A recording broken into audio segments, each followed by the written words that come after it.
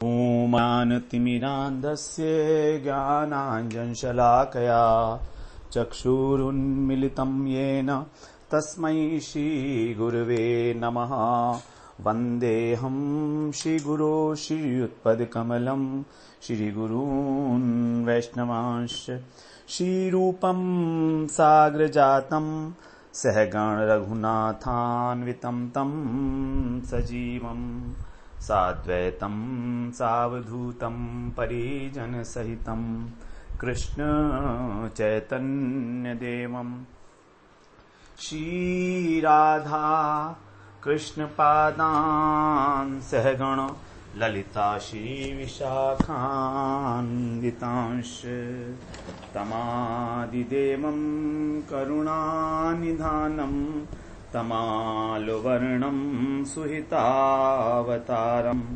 अपार संसार समुद्र सेतुं भजामहे भागवत स्वरूपम्।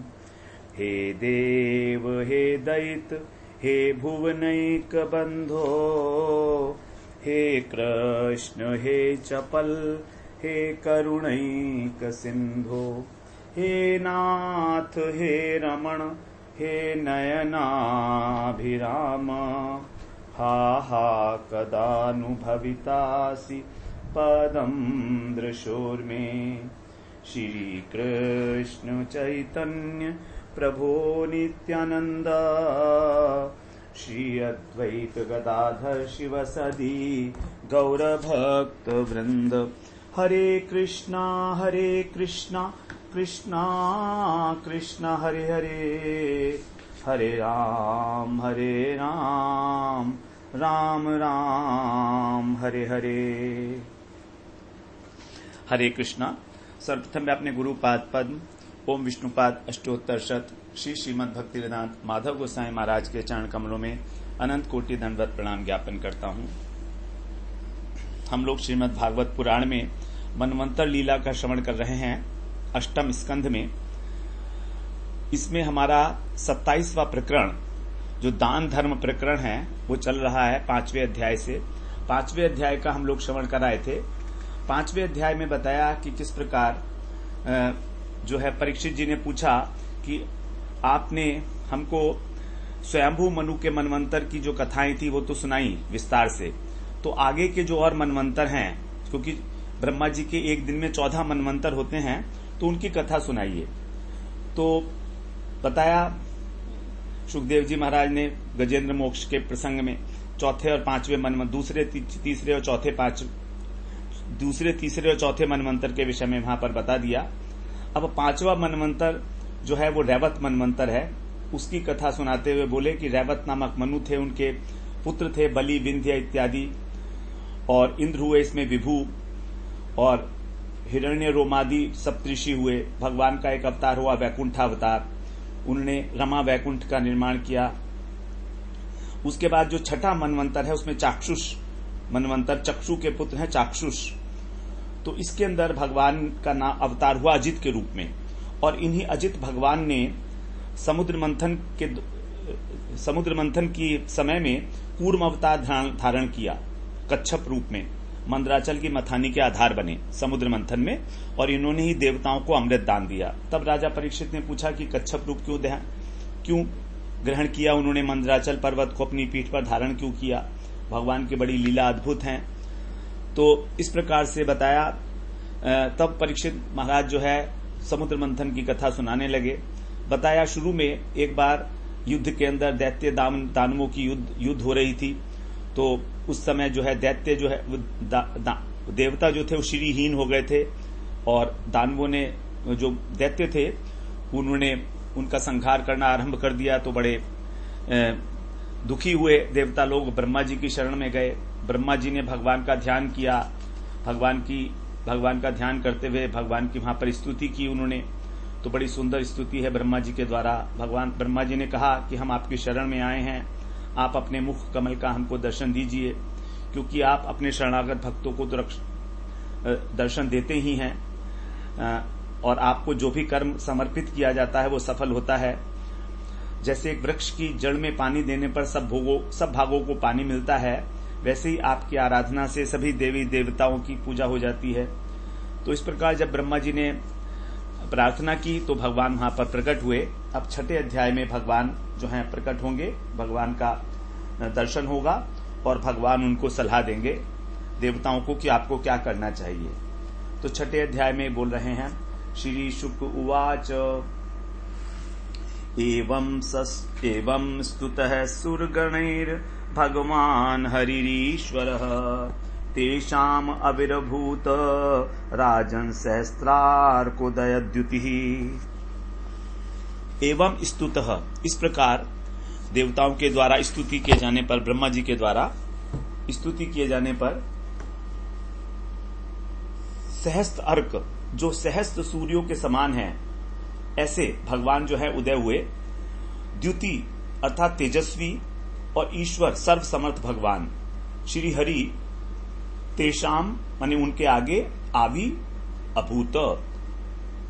आविर्भूत हो गए। तेनैव महसा सर्वे देवा प्रतिहते क्षणः नापश्यन् खं दिशः क्षोणिम् आत्मानं च कुतो विभुम्। तेन माने उनके, भगवान के, महसा अत्यंत शक्तिशाली तेज से, उनकी प्रभा से, ईक्षणा प्रतिहत, जो देवताओं की आंखें थी उनमें चकाचौंध हो गई। प्रतिहत माने चकाचौंध होना। और सर्वे देवा, सारे देवता जो हैं वो दिशः अर्थात दिशाओं को, क्षोणी माने पृथ्वी को, च आत्मानम और अपने को भी न अपश्यन नहीं देख पाए। उनकी आंखें चुंधा गई जब भगवान की इतनी सुंदर प्रभा थी, कांति भगवान की इतनी ज्यादा थी। और तब फिर वो विभू कुतः, फिर वो भगवान को कैसे देख पाते? भगवान को तो तभी देखते ना जब उनकी आंखें जो है ठीक होती, लेकिन उनकी आंखें ही चुंधिया गई भगवान की जो तेज था उसको देख कर ही, तो वो अपने को भी नहीं देख पाए। अब आगे 3 श्लोक से भगवान का जो शोभा है उसका वर्णन है। 3 श्लोक से 7वें श्लोक तक। विरंचो भगवान दृष्ट्वा सह शरमेण ताम तनुम स्वच्छाम मरकत श्यामाम कंजगर्भारुणेक्षणाम। सह शर्वेण, सह माने साथ में, शर्वेण माने शिवजी। तो शिवजी के साथ भगवान ब्रह्मा ने, विरंची माने ब्रह्मा ने, ताम तनुम, उन भगवान के रूप को दृष्टवा माने देखा। ब्रह्मा और शिव उनको देख पा रहे हैं क्योंकि वो भगवान के भक्त हैं। स्वच्छाम मरकत श्यामाम, जो कैसा था उनका स्वरूप? स्वच्छ निर्मल था। मरकत नीलम मणि के समान, मरकत मणि के समान। श्यामाम, श्याम रंग के। कंज माने कमल। गर्भ अरुणीक्षणाम, तो कैसी सुंदर झांकी थी भगवान की। बता रहे हैं कि मरकत मणि अर्थात जो पन्ना है उसके समान उनका स्वच्छ श्यामल शरीर था। और उनके जो नेत्र थे, अरुण नेत्र, वो कैसे लग रहे थे? जैसे कमल के भीतरी भाग के अंदर जो है भीतरी भाग के समान लाल लाल हो रहे थे। जैसे कमल का भीतरी जो पोर्शन होता है, वो भाग जो होता है वो लाल होता है, तो कमल नेत्रों के अंदर लाल लाल डोरियां थी। और आगे कह रहे हैं, तप्त हेमावदातेन लसत कौशेयवाससा प्रसन्न चारु सर्वांगीं सुमुखीं सुंदर भ्रुमम। तप्त हेम, तपाए हुए सोने की भांति चमकता हुआ सुनहरे रंग का जो उनका पीतांबर था। कौशेय वासना, कौशेय माने रेशमी, वास माने वस्त्र, तो वो अवदातेन, स्वर्ण के समान कांति वाला। अवदातेन माने कांति, तो उसके समान वो पीतांबर था उनका सुनहरा। लसत, प्रसन्न, चारु सर्वांगी, और वो इस प्रकार से सुशोभित हो रहे थे। उनका सर्वांग सुंदर जो शरीर था, उससे रोम रोम से उनके प्रसन्नता फूट रही थी। वो प्रसन्नता से सुशोभित हो रहे थे। लसत माने सुशोभित होना। और सुमुखिम, उनका मुख अत्यंत सुंदर था। और सुंदर भ्रुवम, उनकी जो भौएं थी धनुष के समान, वो उनकी भौएं थी। आगे कहते हैं महामणि किरीटेन केयूराभ्याम च भूषिताम कर्णाभरण निर्भात कपोल श्री मुखाम्बुजाम। सिर के ऊपर उनके महामणि जटित मुकुट था, महामणि में, और बाजुओं में केयूर माने अंगद, बाजुओं में बाजूबंद बंधे हुए थे भुजाओं में, उससे वो आभूषित थी। कर्ण आभरण, जो उनके कुंडल थे कानों में झलकते हुए, वो उनसे कपोल, उनके जो गंड स्थल था वो भी श्री मुखाम्बुजाम निर्भात, अत्यंत सुंदर हो उठा था, अत्यंत शोभायमान हो रहा था।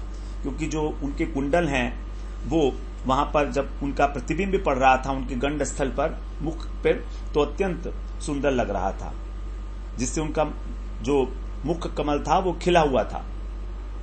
कांची कलाप वलयहार नूपुर शोभिताम कौस्तुभाभरणम लक्ष्मीम विभ्रतीम वनमालिनीम। कमर में उनके करघनी थी, हाथों में कंगन, हार, गले में हार पहना हुआ था उन्होंने। नूपुर शोभिताम, पैरों में नूपुर शोभायमान हो रहे थे। वक्षस्थल के ऊपर कौस्तुभ मणि विराजमान थी। और लक्ष्मीम अर्थात जो श्रीवत्स का चिन्ह था वक्षस्थल के ऊपर। और वनमालिनी विभ्रतीम, वो वनमाला धारण किए हुए थे। सुदर्शनादि भी स्वाश्रयी मूर्तिमद्भिरुपासितां तुष्टावदेव प्रवर सशर्वः पुरुषं परम सर्वामर गणैः साकं सर्वांगैरवनिं गतैः। जो सुदर्शन इत्यादि उनके जो आयुध थे निज अस्त्र भगवान के, वो उनसे मूर्तिमान होकर, मूर्तिमत भी, ये सुदर्शन चक्र इत्यादि जो मूर्तिमान होकर वे उनकी उपासना कर रहे थे। उनके शस्त्र उपासिताम, सशर्व और शंकर जी के साथ देव प्रवर, जो देवश्रेष्ठ ब्रह्मा जी हैं, उन्होंने सर्व अमर गणई, जितने भी देवता हैं उनके साथ, साकम माने साथ, सर्वांगई संपूर्ण अंग से, अवनिम गतई पृथ्वी के ऊपर पड़कर साष्टांग प्रणाम करके, परमम पुरुषम तुष्टाव परम पुरुष की स्तुति करने लगे। तो सभी देवताओं ने पृथ्वी पर गिरकर प्रणाम किया। फिर देवताओं को साथ लेकर ही शंकर जी और ब्रह्मा जी भगवान की स्तुति कर रहे हैं। ब्रह्मोवाच, अब भगवान ब्रह्मा जी की स्तुति है। ये वाली जो स्तुति है ब्रह्मा जी की, वो भगवान के प्रकट होने के बाद है। और पहले हमने जो पिछले अध्याय में स्तुति सुनी थी, वो इसलिए भगवान वो कर रहे थे कि स्तुति कर रहे थे कि भगवान प्रकट हो उनके आगे। इस प्रकार से ब्रह्मोवाच अजात जन्मे स्थिति संयमाया गुणाय निर्वाण सुखार्णवाय अणोरणिने परिगण्य धाम्ने महानुभावाय नमो नमस्ते। ब्रह्मा जी स्तुति करते हुए कह रहे हैं, अजात जन्म स्थिति संयमाया। जन्म जो है, जन्म स्थिति और संयमाय, संयमाय का मतलब प्रलय। आप जन्म स्थिति और प्रलय, अजात जिनका होता ही नहीं, जिनका ना तो जन्म होता है, ना स्थिति है, ना प्रलय होती है, ऐसे आप कौन कैसे हैं? अगुणाय, आप निर्गुण तत्व हैं। और निर्वाण सुख अर्णवाय, और मोक्ष सुख के सागर हैं, अर्थात मोक्ष स्वरूप हैं और परमानंद के महान समुद्र हैं। अणु अणिमने, अणु से भी आप अणु हैं। अपरिगण्य धामने, और आपका जो धाम है, आपका जो धाम है वो कैसा है? अपरिगणत, अर्थात अनंत है। महानुभावाय, महान प्रभावशाली प्रभु, ते नमो नमः, हम आपको बारंबार नमस्कार करते हैं। तो भगवान के लिए कह रहे हैं कि यद्यपि आप अजन्मा हैं, लेकिन अवतार के रूप में जब आप आते हैं प्रपंच में, तो आपका आविर्भाव तिरोभाव होता है, मगर वो जन्म और मृत्यु नहीं है। वो जन्म, स्थिति और प्रलय नहीं है। वो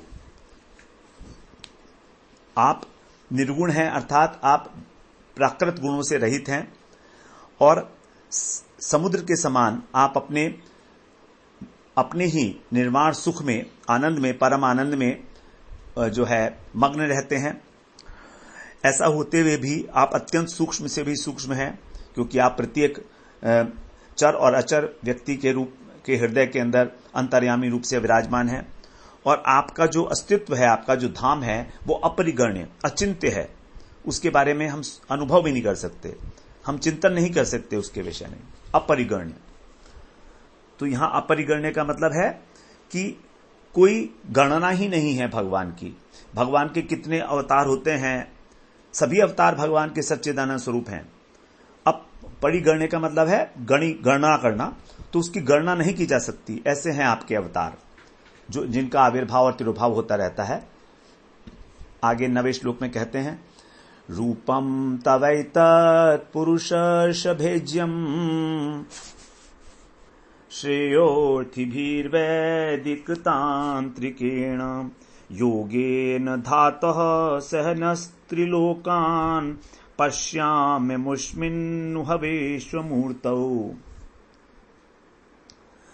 हे पुरुष ऋषभ, ऋषभ माने श्रेष्ठ, अर्थात हे श्रेष्ठ पुरुष अर्थात पुरुषोत्तम, श्रेय अर्थिभि, जो अपना श्रेय चाहते हैं, कल्याण चाहते हैं, उनके द्वारा तव एतत् रूपम, आपका यह रूप, वैदिक और तांत्रिकेण, तांत्रिक विधि से, इज्य माने पूजनीय है। आपका जो स्वरूप है जो हम देख रहे हैं, ये वैदिक और तांत्रिक दोनों प्रकार से ही पूजनीय है। आपका ये जो शरीर है, तो इसी शरीर की उपासना करते हैं साधक। धाता अमुष्मिन, अमुष्मिन, और हे धाता अर्थात आप ही हमारे रक्षक हैं, आप ही हमारे रचना करने वाले हैं। अमुष्मिन, अमुष्मिन माने इस विश्व मूर्तौ, इस विश्व रूप में, नु ह निश्चय रूप से ही, नौ माने हम देवताओं के साथ, सह त्रिलोकान पश्यामी, मैं तीनों लोकों को देख रहा हूं। तो आपका ये जो विश्व रूप है जो हमें दिख रहा है, इसके अंदर मुझे सभी देवताओं के सहित तीनों लोग दिखाई दे रहे हैं।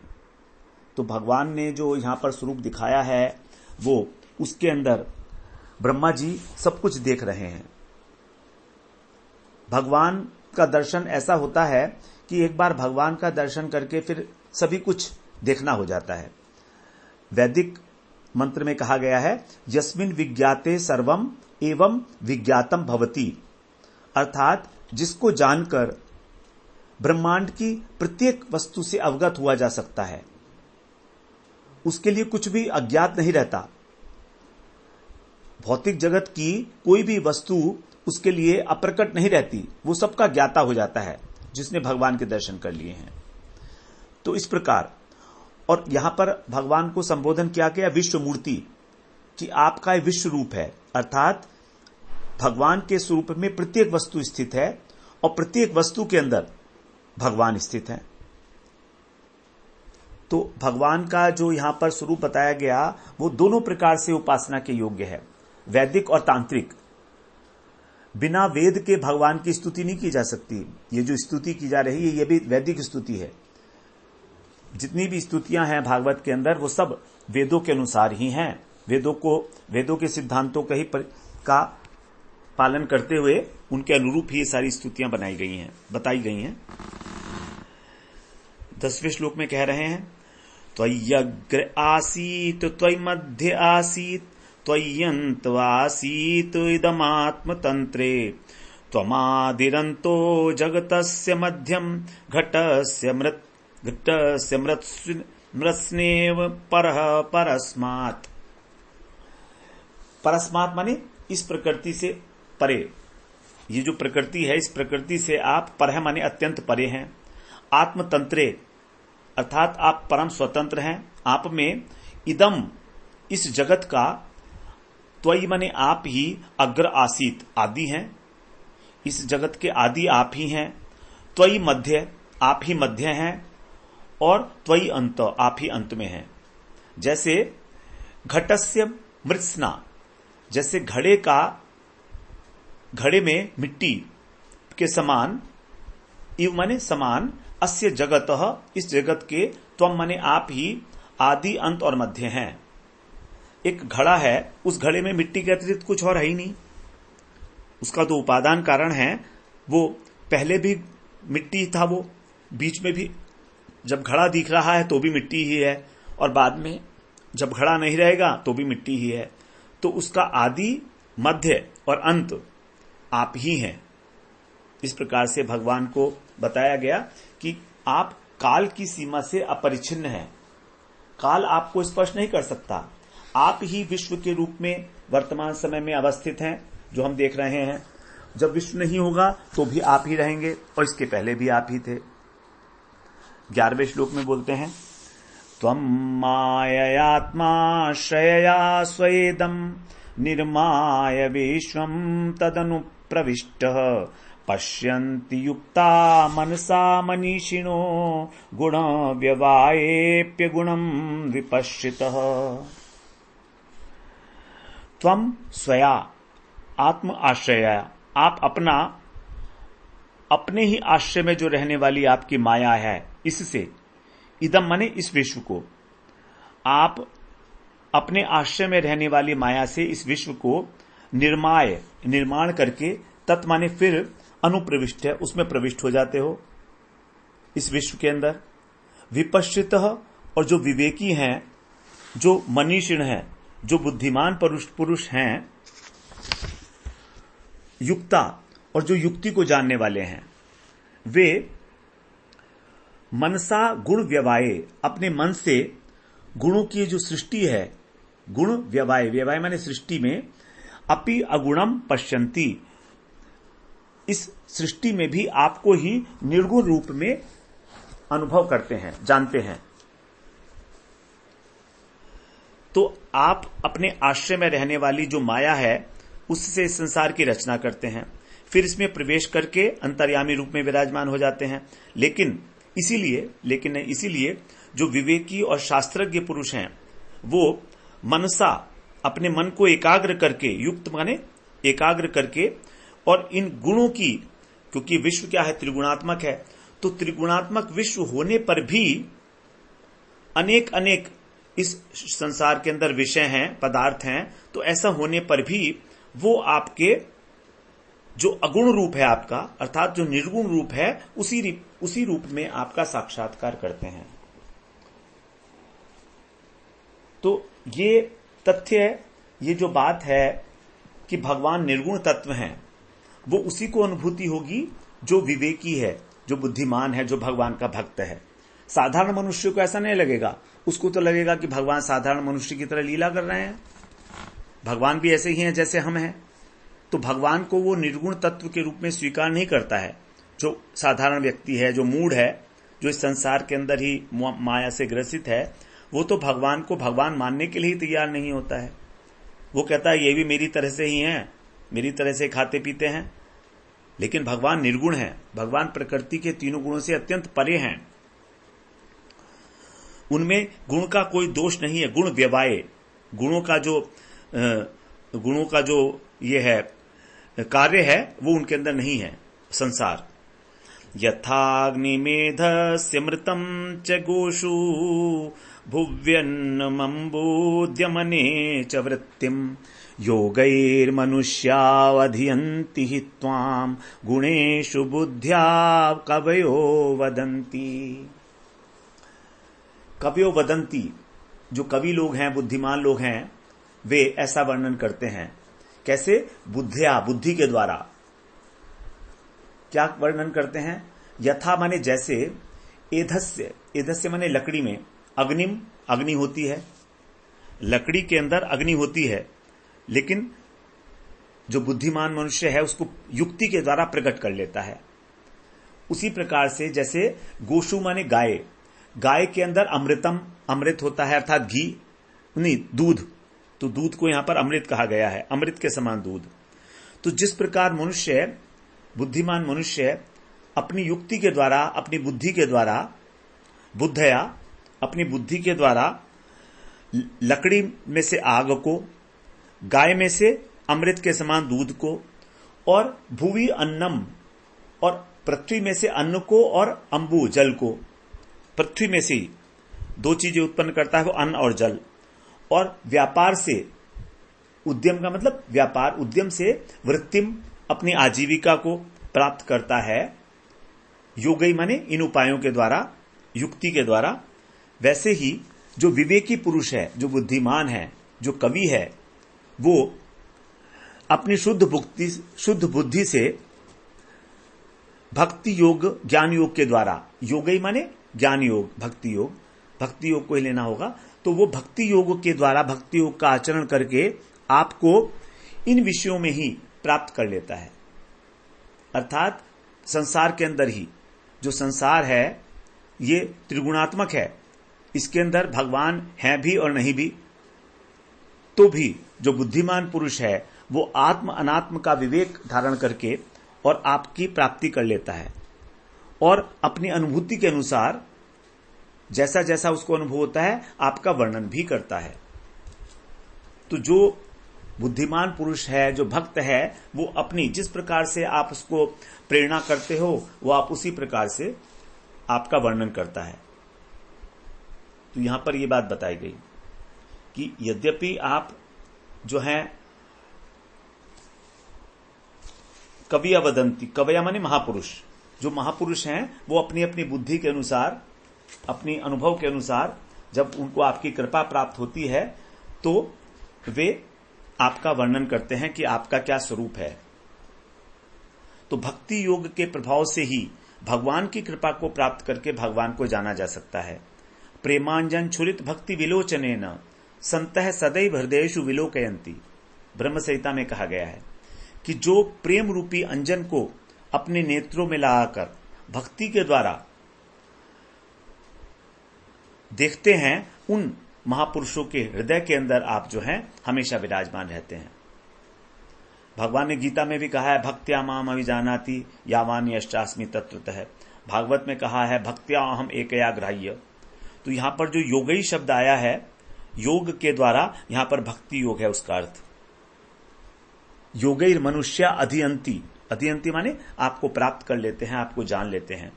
तो जैसे लकड़ी को रगड़ने से अग्नि प्राप्त होती है, एक युक्ति है ये, उसी प्रकार से धरती को खोदने से जो है जल मिलता है, और धरती में फसल लगाएंगे, बोएंगे तो अन्न मिलेगा। गाय के थन को दूहेंगे तो हमको दूध प्राप्त होगा। तो यहां पर दूध की तुलना जो है अमृत से की गई है, क्योंकि इस जगत का जो अमृत है बताया जाता है वो दूध ही है, दूध से ऊपर यहां कोई चीज नहीं है। और उसी से यज्ञ किए जाते हैं पंचगव्य के द्वारा। 13वें श्लोक में कह रहे हैं, तम त्वाम वयम नाथ समुज्जिहानम सरोजनाभाति चिरेप्सितार्थम दृष्ट्वा गता निर्वृतिमद्य सर्वे गजादवार्ता इव गंगमंभ। यहां पर कह रहे हैं, हे कमल नाभ, 13वें श्लोक में सरोज नाभ, सरोज नाभ का मतलब सरोज बोलते हैं कमल को। हे कमल नाभ, अति चिर, बहुत समय से, जो ईप्सित माने अभीष्ट है, हम चाहते थे, अर्थम जो प्रयोजन है उसको, नाथ तम त्वाम, वो आप हैं, स्वामी हैं, हमारे नाथ हैं, उस आप को सम उज्जिहानम, सम्मुख प्रकट हुए, दृष्टवा माने देखकर। आप हमारा एक ऐसा अभीष्ट हैं, एक ऐसा प्रयोजन है जो हम बहुत समय से चाहते थे कि आप हमें दर्शन दें, और आप अब हमारे सामने सम्मुख प्रकट हो गए हो। तो आपको देखकर दव आर्ता, जो दवाग्नि है हमारे हृदय के अंदर पंच त्रिताप से, तो जल रहे हैं, संतप्त हैं, आर्त हो गए हैं, वो हम गजा गांगम इम्भ, जैसे हाथी गंगा जल पी ले तो उसके समान, यदि हाथी गंगा जल पिएगा तो उसको तृप्ति हो जाएगी, तो उसके समान अद्य वयम सर्वे, आज हम सब, वयम माने हम, सर्वे माने सब, निर्वृतिम गता, परम आनंद को प्राप्त हुए हैं। हम लोग आपके दर्शन के लिए चिरकाल से, अति चिरकाल से प्रतीक्षारत थे, अत्यंत लालायित थे।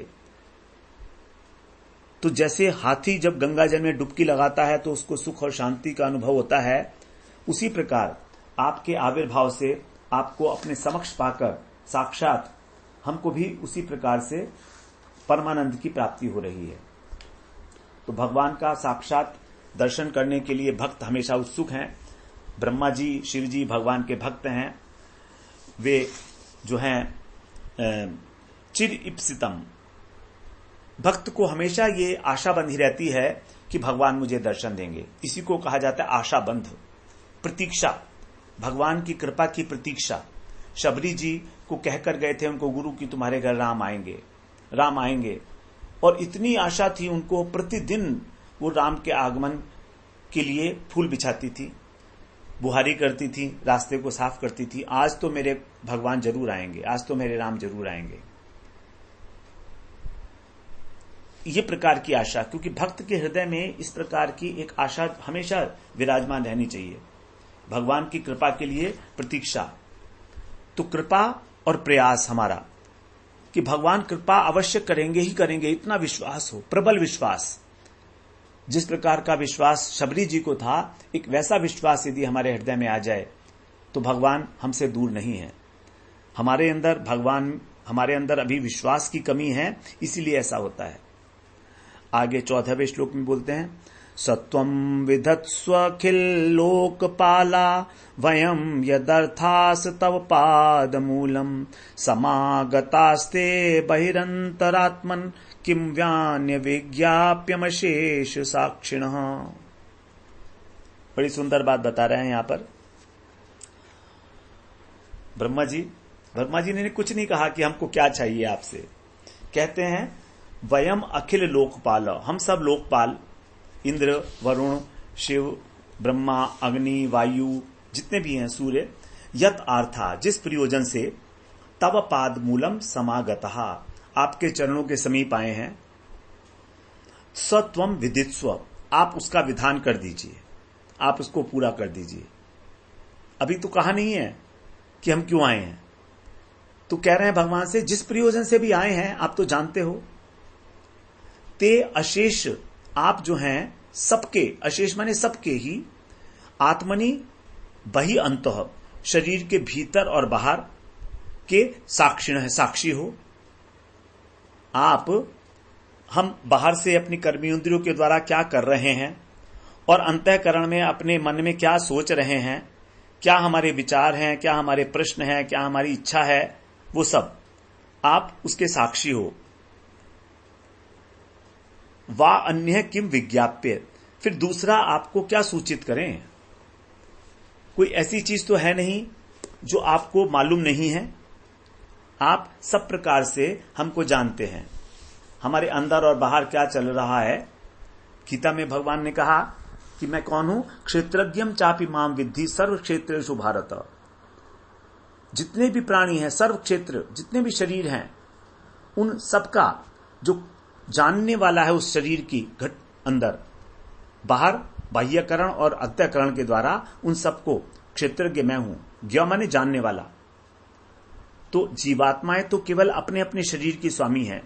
हमको ये पता है हमारे मन में क्या चल रहा है, हमारी बुद्धि में क्या चल रहा है, हमारी इच्छा क्या है, हमें ये पता है। लेकिन क्योंकि भगवान सबके हृदय के अंतर्यामी हैं, इसलिए उनको सबका पता है कि सबके हृदय में क्या क्या चल रहा है। वो हर एक शरीर के साक्षी हैं। इसीलिए कह रहे हैं कि हमें क्या चाहिए, इसको बताने का क्या प्रयोजन आपको।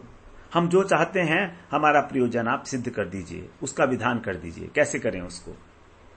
15वें श्लोक में अहम गिरित्रश्च सुरादयो ये दक्षादयोग्नेरिव के तवस्ते किं वा विदामेश पृथक विभाता विधस्व शम्नो द्विजदेव मंत्रम।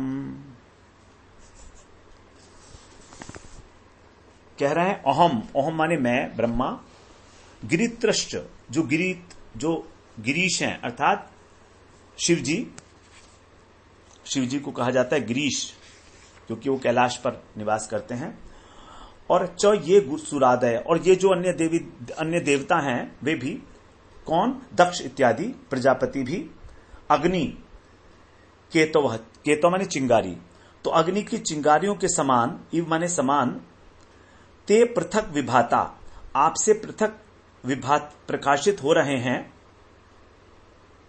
हम सबके सब जैसे अग्नि से अलग हुई चिंगारी होती है, उसकी भांति ही आपके अंश हैं और अपने आप को आपसे अलग मानते हैं। ये हमारी भूल है, ये हमारी बहुत बड़ी भूल है कि हम अपने को आपसे अलग मानते हैं। हम आपसे अलग हैं नहीं, आपके ही अंश हैं हम। तो ऐसा हम मानते हैं कि हम अलग हैं, तो फिर हम अपना क्या कल्याण समझेंगे? ऐसी स्थिति में हम लोग क्या समझ ही सकते हैं? अपना कल्याण हमारा किस चीज में है वो हम जानते नहीं हैं।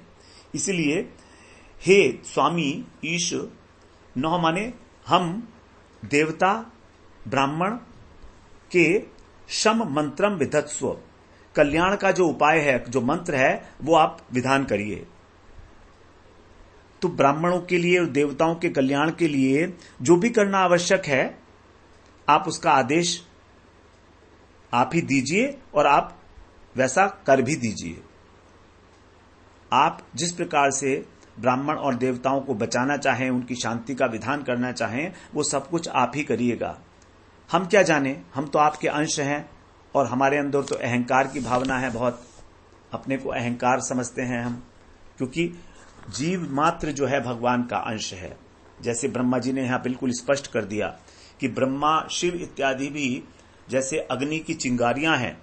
अब वो चिंगारी यदि ये समझे कि मैं अग्नि से अलग हूं, मेरा अस्तित्व अग्नि से अलग है, तो कहां है वो तो थोड़ी देर के लिए अपीयर होती है और फिर समा जाती है अग्नि में ही, नष्ट हो जाती है।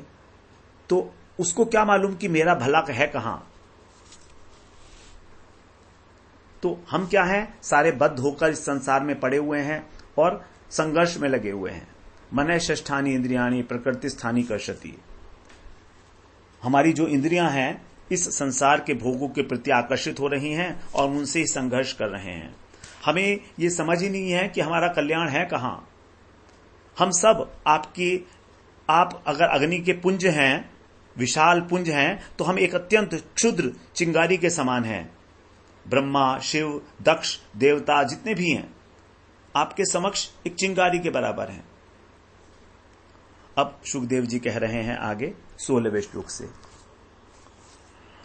एवं विरंचादिभिरीडतस्तद् विज्ञाय तेषाम हृदयं तथैव जगाद जीमूत गभीरया गिरा बद्धांजलिन संवृत सर्व कारकान। सुखदेव जी कहते हैं एवं माने इस प्रकार विरंचादि मतलब ब्रह्मा इत्यादि के द्वारा ईडित माने स्तुति करने पर तत् हृदयम उनकी हृदय की जो इच्छा है, विज्ञाय माने जानकर, सर्व कारकान सभी इंद्रियों को संयमित करके बड़ी सावधानी के साथ, संवृत माने उनको संयमित करके इंद्रियों को, अंजलीन बद्ध हाथ जोड़कर, तेषाम उन देवताओं से, तथा उनकी इच्छा के एवं माने अनुसार ही, जीमूत गंभीरया गंभीर वाणी से, मेघ गंभीर वाणी से, जीमूत का मतलब मेघ के समान गंभीर वाणी से, गिरा माने गंभीर वाणी से, जगात माने भगवान इस प्रकार बोले। तो देवता लोग जो हैं सब बड़ी सावधानी के साथ हाथ जोड़कर खड़े थे, स्तुति कर रहे थे। उनके हृदय की बात जो है भगवान ने जान ली और फिर भगवान बोले।